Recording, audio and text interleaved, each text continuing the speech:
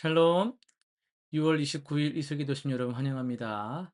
우리 암송하고 시작하겠습니다. 시편 4편 8절입니다. 내가 평안히 눕고 자기도 하리니 나를 안전히 살게 하시는 이는 오직 여호와이시니이다. 한 번 더 합시다. 내가 평안히 눕고 자기도 하리니 나를 안전히 살게 하시는 이는 오직 여호와이시니이다. 아멘. 예, 오늘 우리가 통독할 본문은 미가서 1장에서 3장입니다. 우리 같이 한 장씩 살펴보겠습니다. 1장입니다. 미가는 북이스라엘의 수도 사마리아와 남유다의 예루살렘을 향해 함께 심판을 선포합니다. 어, 주목할 것은 미가 자신이 8절에서 내가 애통하며 애곡하고라고 말하며 백성의 멸망 앞에 통곡한다라는 점입니다. 하나님의 심판을 선포하면서 나는 아니야, 나는 뭐 예외야, 이런 생각을 하는 것이 아니라 함께 슬퍼하는 이 예언자의 모습, 이 선지자의 모습은 진정한 말씀 선포가 냉정한 고발 같은 것이 아니라 애 끓는 사랑에서 나온다라는 것을 보여주고 있습니다. 2장으로 갑니다. 권력자들이 침상에서 죄를 꾀하고 약자의 밭과 집을 빼앗는 불의가 고발됩니다. 그럼 놀랍게도 그러나 하나님은 심판의 말씀 끝에서 남은 자를 모으시고 또 길을 여는 자가 앞서가리라는 약속을 주시는 게 참 놀라운 부분이에요. 심판의 어느 한가운데에 이미 회복의 씨앗이 심겨 있는 것이죠. 그리고 3장으로 가보면은 지도자와 선지자와 또 제사장이 모두 부패한 시대에 미가 선지자는 또 8절에서 오직 나는 여호와의 영으로 말미암아 능력과 정의와 용기로 충만해져서라고 고백을 합니다. 돈과 권력으로 움직이는 종교 지도자들 사이에서 홀로 하나님의 영으로 서 있는 미가의 모습은 참된 예언자의 기준이 무엇인가를 선명하게 보여주고 있습니다. 오늘은 3장 8절을 중심으로 해서 오직 나는 이란 제목으로 말씀을 전하겠습니다. 어, 우리가 미가서를 읽었지만은 이 미가 3장이 또 그려내는 세상의 모습이 뭐 그렇게 낯설지 않아요. 재판관은 뇌물을 받고 판결하고 제사장은 삭슬 위에 가르치며 선지자는 돈을 위해 예언을 합니다. 그러면서도 그들은 여호와께서 우리 중에 계시지 아니하냐 뭐 이렇게 말을 하죠. 하나님의 이름을 입에 올리면서도 하나님의 방식을 버린 사람들, 종교의 언어로 이 불의를 다 감싸는 사람들의 모습이 보입니다. 바로 그런 삶, 그런 세상 한가운데서 미가는 이렇게 말합니다. 오직 나는 이거 원어로 보면 그러나 정말로 나는 이라는 뜻의 강한 대조이거든요.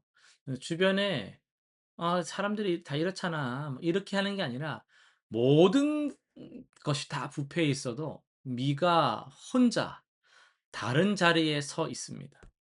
그런데 여기서 또 주목해야 될 것은 그가 자신의 뭐 타고난 성품, 능력, 의지를 내세우고 있지 않는다라는 점입니다. 그는 여호와의 영으로 말미암아 충만해졌다고 말을 하잖아요. 그 영이 그에게 이 세 가지를 준 것이죠. 능력과 정의와 용기입니다. 어, 이 원어로 보면은 능력이라는 것은 코아흐, 곧 힘을 뜻하고요. 정의는 뮤시파트라고 해서 올바른 판단을 뜻하고, 용기는 게브라라고 해서 군인에게 쓰는 용맹함 이런 단어를 가지고 있거든요. 그러니까 이 진리를 말한다라는 것이 뭐 이렇게 우리 둘이 앉아 가지고 막 진리를 이야기하는 건요. 비교적 쉽죠. 근데 이 불의한 세상 속에서 그 시대를 향하여서 진리를 선포한다는 게 여러분 얼마나 위험한 일인지 여러분 우리가 알 수 있겠습니까? 하나님이 이 미가에게 군인의 용맹함을 주셨다라는 것이 그걸 말해 주죠. 미가 힘으로는 할 수 없는 일입니다. 미가가 서 있던 자리, 미가가 살아가던 세상은 편안한 세상이 아니었어요. 그는 권력자들에게 미움받고 동료 선지자들에게도 "너 그따구로 하지 마라." 이런 막 핍박을 받고, 그럼에도 그는 "아니, 나는 오직" 이렇게 홀로 서는 거예요. 그게 어떻게 미가 힘이겠습니까? 자신의 힘으로가 아니라 하나님의 영으로이죠. 여러분, 오늘 하루도 여러분 이 자리에 어떻게 오셨나요? 늘 하던 자리라서요? 어쩌다가요? 아닙니다. 하나님의 은혜가 있기 때문에 우리가 이 자리에 오게 된 것이죠. 우리에게도 오직 나는이라는 자리가 있습니다. 있어야 하고요. 모두가 타협할 때, 요즘 세상 다 이야기할 때, 모두가 세상의 방식을 따르자 할 때, 여러분 그게 다 틀렸다라기보다도요, 그게 하나님의 뜻에 맞지 않을 때는요, 오직 나는이라고 말할 수 있어야 합니다. 그건요, 고집이 뭐 세다, 애가 뭐 너무 융통성이 없다, 그런 해당 사항이 아닌 거예요. 하나님의 영으로 충만해지면 절대로 갈 수 없는 곳과 할 수 없는 것들이 있게 마련입니다. 그건 어쩔 수가 없어요. 빛과 어둠은 공존이 불가능하기 때문에 우리가 하나님의 영으로 충만해지지 않으면은 편하게 어떻게 한 번 두 번 할 수 있을지 몰라도, 정말 성령으로 충만해진 자들은 하지 않는 것이 있단 말이에요. 하지 않는 행동들이 있단 말이죠. 예수님도 성령으로 충만하셨기 때문에 이 삶을 살아가실 수가 있었잖아요. 모든 종교 지도자들이 부패하고 군중이 십자가를 외쳤을 때 우리 주님 홀로 아버지 뜻 앞에 오직 나는으로 서셨지 않습니까? 그리고 그 자리가 결국 우리의 구원을 이루었죠. 하나님의 영이 우리를 충만하게 하실 때 우리는 미가처럼 세상과 구별될 수 있습니다. 오늘 하루 여러분, 타협이 하루를 쉬겠습니까? 오늘은 타협의 그런 유혹들이 쉴까요? 사탄이 오늘은 우리를 내버려 두고 갑자기 찾아오고 그럴까요? 아니요. 오늘도 타협의 순간은 찾아올 겁니다. 이건 분명한 일이에요. 여러분, 그 순간마다 이 말씀을 붙드시길 바랍니다. 여호와의 영으로 충만한 오직 나는, 그 심령으로 오늘 하루를 살아가시길 바랍니다. 실천상 세 가지 한번 정리해 봅시다. 첫째는 오늘 하루 중 침묵하거나 타협하고 싶은 순간이 올 때 의식적으로 알아채시기 바랍니다. 그 순간이 바로 오직 나는을 선택해야 하는 자리입니다. 물론 제가 선택이라 말씀을 드렸지만 주의 은혜를 구해야 되는 것이죠. 작은 일에서부터 하나님 편에 서는 연습을 계속 반복해 보시길 바랍니다. 두 번째는요, 미가 3장 8절을 오늘 하루에 3번 이상 마음속으로 계속 되뇌어 보시길 바라요.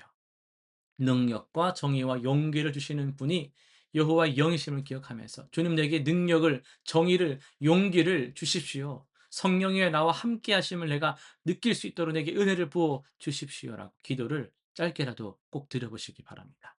세 번째는요, 나의 신앙이 미가처럼 삶 속에서 드러나는지를 한번 꼭 돌아보세요.